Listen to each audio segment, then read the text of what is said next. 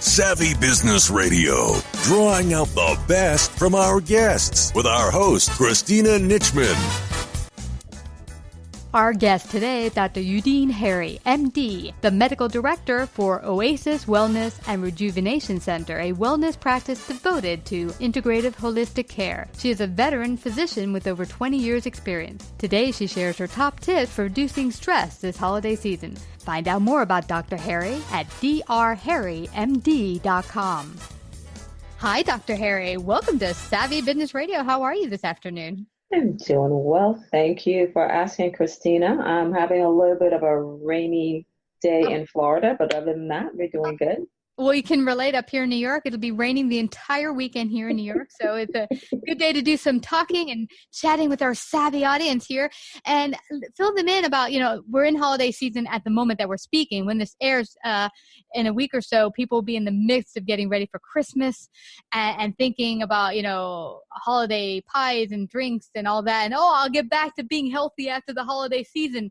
But as we spoke about before the interview, you can do both. You can take care of your body, live healthy, and splurge a bit, but without going overboard. It's all about treating your body and your temple with respect. And you've written a wonderful book to go into that, Be Iconic. And so we're going to share about how people can manage the stress during the holiday seasons and after, and really treat their bodies with, the awesomeness that they are. So share with the audience a little bit about your backstory, because you're an MD doctor, and you've now also added to your practice holistic medicine and nutrition. Share a little bit about your background. Oh, yes. Christina, I trained as an emergency medicine doctor. So there was a lot of trauma in my life, and and I did a lot of adrenaline rush. I did that for about 14 years. And then in 2005, I decided, I was seeing a lot of things repetitively coming into the ER that I thought, even then, this has to be somehow lifestyle oriented, Mm-hmm. And so I decided to go ahead and explore that. And my journey took me to the American Holistic and Integrative Medical Association. Mm-hmm. And through them, I expanded my horizons tremendously. And I always tell everyone who asks, it's not that we're not aware that nutrition is important when we train as physicians. It's just that we don't focus on it. I don't think we fully engage in how important it is as a foundation. So it's like building your house. You've got to have a rock solid foundation. And it doesn't matter what challenges you're faced with, your nutrition has to be supportive to whatever else you're doing. Mm-hmm. And it seems to me that medical schools in general really don't focus on the connection of the body and even the mind, the stress of the Yes. That's probably the biggest I've seen from my friends who've gotten autoimmune illnesses into their 40s and 50s, that stress is a huge component. They're living hugely stressful lives that often are brought on by yourself. You think, I have to do 16 hours at the office, and you're not getting any, not pay, but any results from it. It's hurting your health. And, and that's a part of the whole component. So I think often modern medicine doesn't see the connection between nutrition, health, and stress, and how patients can be an integral part of the health journey, and that it doesn't have to be all in the back of the doctor. Right. The patients have to be an integral part of the journey. And I think they should actually oftentimes be in the driver's seat. We need to listen to them. We need to understand that mind-body connection that you were just referring to. Yes. We need to understand that how we treat ourselves, how we think about ourselves, what we put into our bodies, the environment that we're exposed to, the friendships or the toxic relationships that we're exposed to. All of that goes in to making up who you are and what kind of illness that you may or may not get. And oftentimes people may say, well, it's in my genes. And if you very well may have a genetic predisposition, but genes are activated by environment. Mm-hmm. And so that's called epigenetics. And so if you have a predisposition, then I encourage people to change their environment. And the environment includes all of what we just talked about. Yeah. And what's interesting about this, Dr. Harry, I recall talking to someone last year about this. He was talking about epigenetics and stuff. And he said, your genetics only account, I think he said 30% if you are prone to cancer or heart disease. Mm-hmm. So now you've got, 60 to 70% you can play with, that you can affect that not going in the direction of heart disease or cancer or diabetes, whatever it might be that you might be predisposed to, that you have a big part in making it not so. And so you mentioned environment, which I think is very interesting, because I don't think people understand how much of maybe a negative environment you might be in that could be an overall stress or proponent to your negative health. For me, many years ago, I was working in a very stressful corporate environment where it really super affected my my health, and we have heart disease in my family, and I was rushed to an ER with some heart pain, chest pain. It turned out to be you've heard of it, I forget. It's like there's tightness right in the middle of your chest, chondritis. Costochondritis. That's it. And it wasn't a heart attack. Thank goodness. But I did have hyperthyroidism at the time. That's why the doctors were like totally like, rip your clothes off, put you in IV, because they thought, hey, hyperthyroidism, this could be potential health problem or a chest heart problem. So they got me. They wanted to make sure they were ready to deal with me if they had to. But the whole point of it was, at that moment in time, after that happened, after ER, 6 hours there, they take care of you pretty quickly when they think it's a heart problem. I went back to work, and this is talk about negative environment. My boss said to me, "Oh, where were you?" And I said, "Well, I had to go to the emergency room. I had really bad chest pains all night, kept increasing." And he said, "Well, you didn't have a heart attack, so you should have been here on time." Wow. Yes. And at that moment, I thought, "What the hell am I doing? What am I going to do this for the next 20 years? Seriously?" So then that was my time where I decided to go off and be a consultant, leave corporate world for a couple of years, and enter into the consulting world. And 2 weeks after I had left that corporate job, I came back to visit my friends there, and they're like, "You look amazing. Your skin." And see, that was just taking me out of the environment. I hadn't changed what I ate yet. What I ate yet. I wasn't exercising yet. But see, it's just that one change can make a big difference. Absolutely. It sounds like you just saved your life, really, is what happened when you walked out.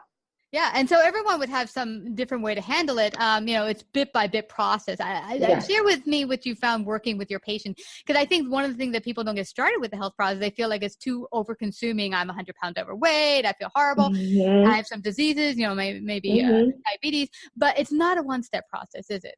No, absolutely not. I'm glad you asked about that, because absolutely we always have to take things one tiny step at a time. It doesn't matter what your journey is, you have to start with the first step. And I always tell people, don't be overwhelmed, because you don't have to fix everything right away. You just have to pick one thing that you can start changing now. Let's not see 100 pounds. Let's not see this overwhelming amount of diabetes or blood sugar. Let's just start with one thing. What is the one thing that you can do today? And so I always ask people to identify one thing. I know there are many, many things going on with you, and I do in my visits. My visits are about 90 minutes, so I get to hear a lot of things, and I understand that there are a lot of things, but I want you to identify one thing. And oftentimes, one of those things, I might simply say, all I want you to do is just start adding a little bit more vegetables into your diet. That's it. I'm not asking you to calorie count. I'm not asking any of those things. And so when we start doing things one step at a time, and they start noticing and realizing, I can do this, and then developing the confidence, and then, gradually we make the change. Yeah. So, I don't know where this saying came from, but, I always hear it's like, how do you eat an elephant? Like, one bite at a time. I don't know why you would want to eat an elephant. Yeah. I think what they were just trying to say is exactly what we're talking about. You have to start somewhere. Wherever you are, start there.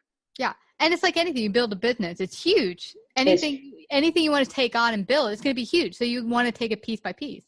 Yes, you absolutely want to take it piece by piece. And if you feel overwhelmed and lost, just pick one thing. Yeah. And I always say the other thing will show up. You mentioned a couple of really cool things. I mean, I talked to a dietitian a couple of years ago about a guy she worked with who his major obsession was soda, cola.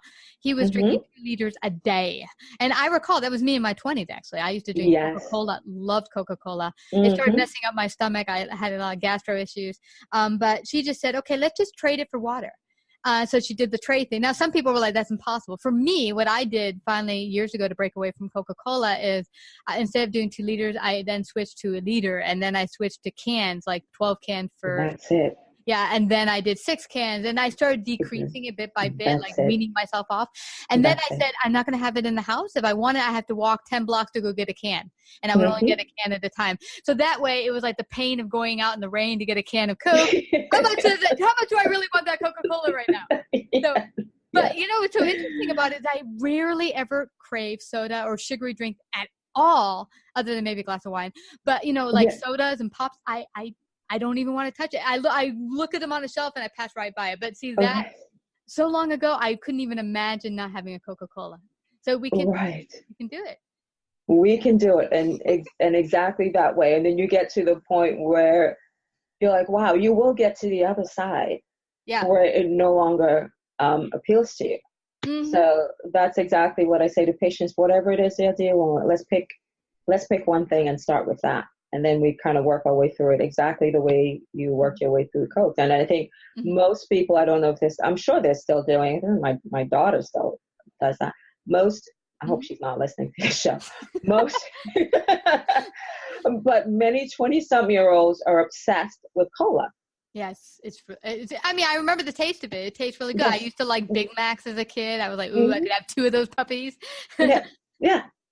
Yeah, I mean, it's amazing how much, and I think it's by no accident that they put a lot of sugar and addictive qualities into a lot of the fast food stuff that makes us really addicted to it. And it really is. I mean, they had actually done studies that when they put you on MRIs, the brain lights up, the pleasure centers, you're getting like a drug effect from the sugars and fast food stuff. So there is a reason that you want it really bad, but you can get away from it. And I like the fact you mentioned also adding. Sometimes people are like, oh, I couldn't possibly get rid of my 2-liter Coca-Cola, but okay, let's just add the vegetables. And what I found, I started a journey on a Facebook group to, keep me accountable with other people who are eating healthier.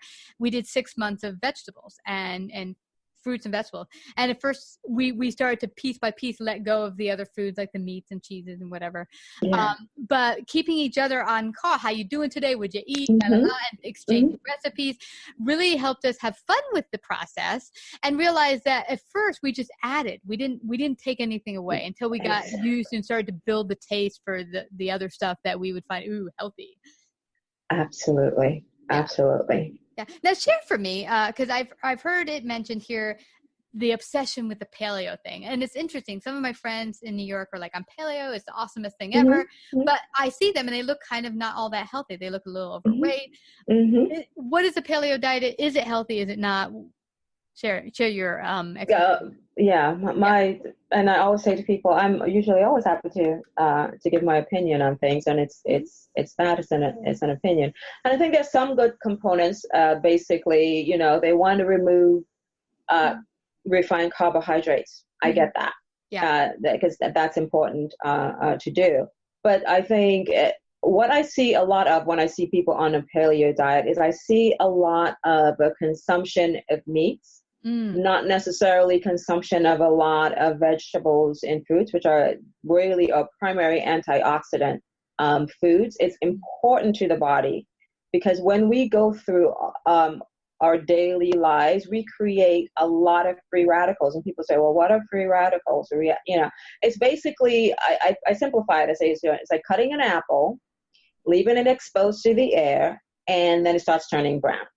So it's being damaged.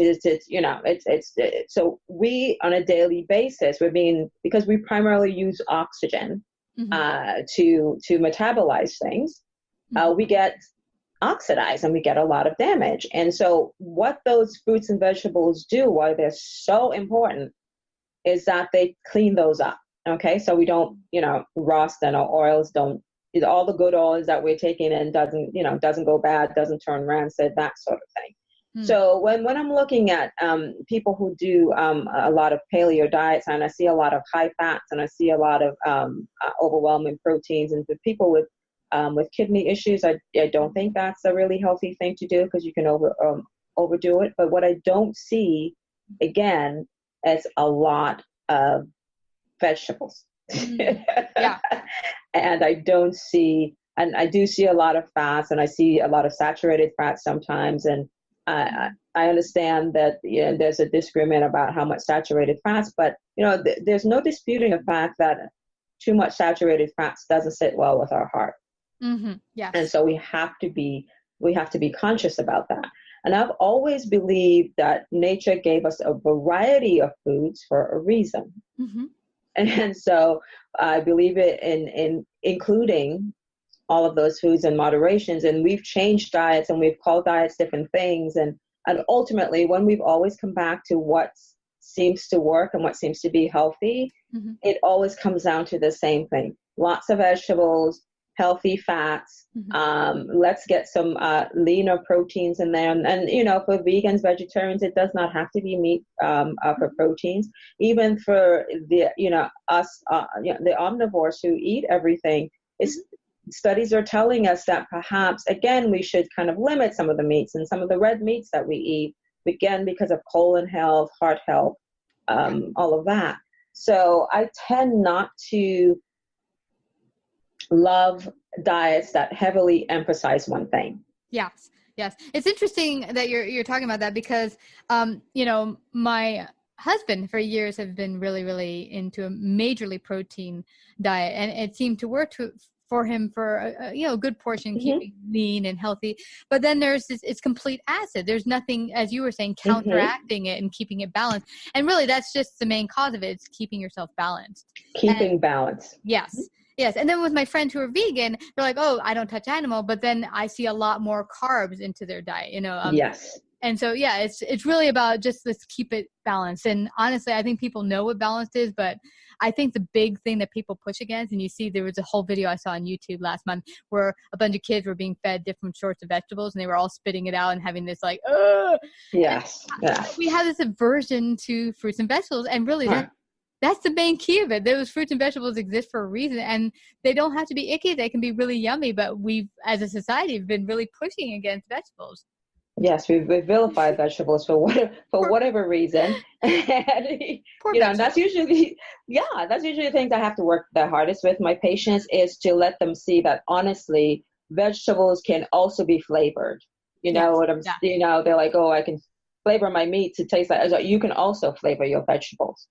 Yeah, but here's the thing I find very interesting, Dr. Harry. When you start to eat vegetables or try different vegetables and you start adding them, you find that often their natural taste are really yummy. You just yes, you just have to build the taste bud for it. Because I think we grew up here in America, but let's say like my friends who grew up in China, they eat a lot of fish. Now I don't like fish. Mm-hmm. I didn't grow up with fish, and we mm-hmm. barely ever made it. So when people make fish for me, I'm like, eh. But that's her whole diet when she grew up in China. So for her, it's delicious. And so I think what you're used to, your taste buds you're used to. So it's just like really just building your taste buds to get to new tastes. Yes. Mm-hmm. Yes. I tell people, if you go to a wine tasting, you got to cleanse the palate. Yes. So then you can appreciate the taste of the next thing. And so ultimately, if we are overwhelming our taste buds daily with, the fast foods and et cetera, at some point they become really numb. And so you're really not able to differentiate flavors and tastes and all of that. But once you are able to do that, you're absolutely right. The taste of it, you discover, you're like, wow. Yeah, well, these things are pretty darn good. It tastes really good, It's interesting, Dr. Harry, I was thinking about the whole idea of medicine and health, and a lot of it, when people think about different parts of their body, I'm going to work on my health, my mm-hmm. nutrition, or I'm going to mm-hmm. work on my, go to yoga and work on my mind and stretching. But really, you need to look at all the bits when you're going to build. Yes. Yeah, and talk a little bit to that. Okay, so you have to look at all of it. And definitely, I would say, looking at more concrete things like, diet and exercise, most people are able to grasp that. They may not necessarily like it, but they're able to understand that that's important. Yeah. But where things doesn't always seem to mesh is that whole mind-body connection, the thoughts. I believe it was UCLA, and if I'm giving credit to UCLA, one is another school, I apologize, but they did a study that showed we have approximately about 70,000 thoughts a day. That's a heck of a lot of thoughts, right?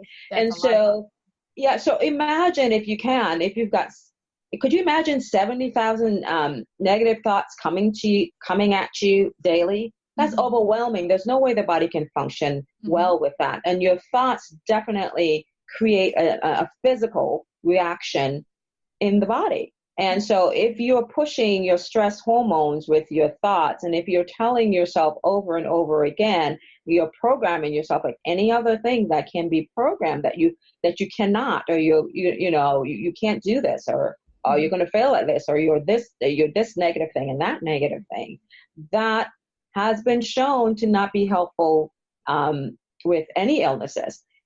Cardiologists are now recognizing that stress plays a significant role in the development of cardiovascular disease, a significant role in developing cardiovascular disease.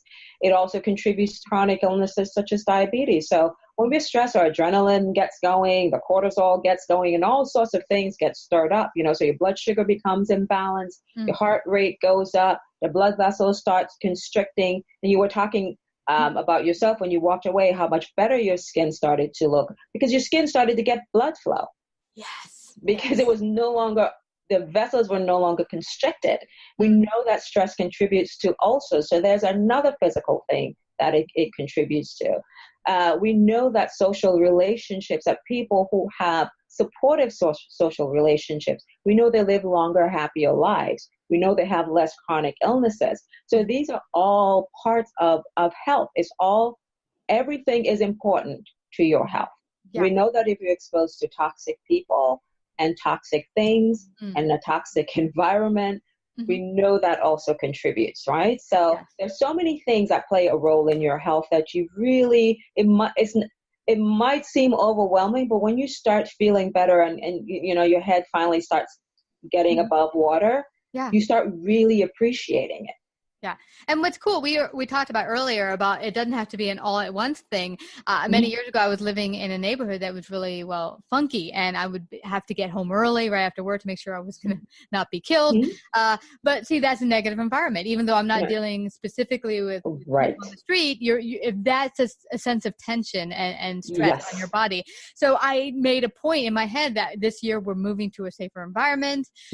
And same goes with work. When I remove myself and put myself into a consulting environment, that was then again putting myself in a space that was away from people and environment that was not healthy to my body. So it can be a bit by bit thing. And some people say to me, "Oh, but I have such a great job. Where would I find another job? Or this is all the rent I could afford."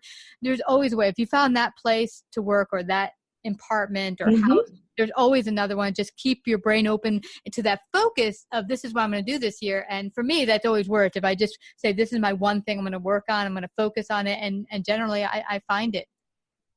There you go. Yeah, you focus, you say, this is the one. And then you tell yourself, and then you will find the opportunities that gives you that thing. Yeah. And in fact, it was funny. Many years ago, Dr. Harry, I needed a place to stay, and I was just moving out of my parents' house. And I just was talking to friends about it for, a month, a dance class, telling people I'm looking to move, but I don't make a lot of money. And what do you know? One of the people had a, what do you call it when you sublet? They had a sublet, and they were able to rent it to me for something I could afford because we were friends at a dance school. So you never know all the different people you come in contact with, grocery store, dance class, whatever it might be, that could be the ones that would have the opportunity you need. Absolutely. And you were just talking about when you formed that group on Facebook to be supportive and to help you. That is also so important as part of any change that you're trying to make, is to create a group of similar people who are trying to make the same changes. You can encourage each other to do that. So sounds like your journey has been a tremendous one. Yes. And I'm still working through it. In fact, I started last year working out at first with my thyroid issues and getting away from negative environment. I was starting to feel better to the point I could work out. See, that's what I think happens to people, including myself. I thought, well, I got to work out, I got to eat better. And I couldn't work out until I could get my nutrition in order and start feeling better in my body, where I had the strength to work out. So we did that at the gym, and then I've just come in contact with the most amazing exercise, Dr. Harry. It is all the exercise classes are in a pool, including the cycling classes. Oh my God. Nice. Yes. So awesome. And it's amazing. I have tremendous exercise. So there's something out there for everyone, whatever. Yes. This has whatever your thing is. Yeah, whatever your thing is. Well, I don't want people to leave here without finding out how they can be iconic, find out more about you. How can they do that? Well, my website, drharrymd.com, and doctor is Dr. harrymd.com. And it has access to all my social media. You also have some articles you can look at, and how the book is available. So you can have all the information in one spot. Yay. Awesome. And you can get healthy. It's not an all one thing, guys. So if you're going through that Christmas, New Year's thing, that, I want to have fun, you can have fun. Yes. Just remember the 80-20 rules, guys, when you're going through the holidays. 80% of the time, stay good. Be good. Yeah. Well, this has been a bunch of fun today. I know people are going to get wonderful tips to bring them into the new year, where they'll treat their bodies like the awesome bodies that they are, and get even healthier this year in 2019, which is what we want for everyone. So I just have to thank you again, Dr. Harry, for coming to Savvy Business Radio. Oh, thank you for inviting me. I had so much fun. Me too. Thank you. Savvy Business Radio broadcasts worldwide via a large podcast network, celebrating business owners, entrepreneurs, influencers, and successful individuals. Find out about our paid sponsorship opportunities or how to become a guest. Call 732-474-7375 or email Christina@savvybusinessradio.com.